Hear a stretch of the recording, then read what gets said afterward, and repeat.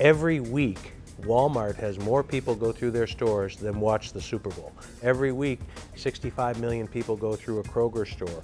40 million people go to a Walgreens. They're amassing huge audiences.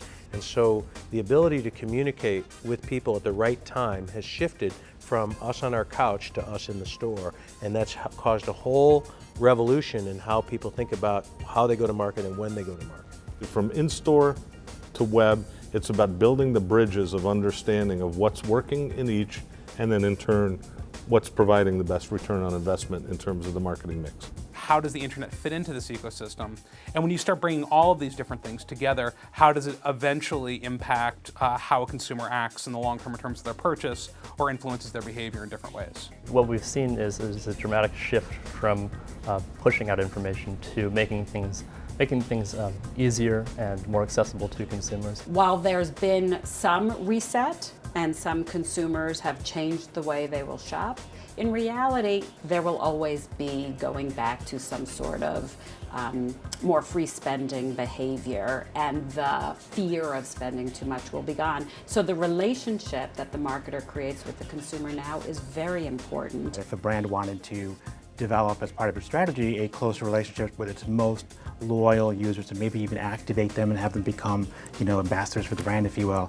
Well, the only way you can do that is really through social media, and you couldn't do that at all 5 years ago. Now you have this tremendous opportunity. Brands like ourselves are going to have to crack the nut on how do we join those conversations in a real, authentic manner. Most retailers and manufacturers are still kind of groping, trying to figure out how to leverage the web in the best way possible. I think they all acknowledge that the web, that search, that display are important ingredients in the shopping mix and where we're gathering our information, but just exactly how to leverage it is still really in its infancy.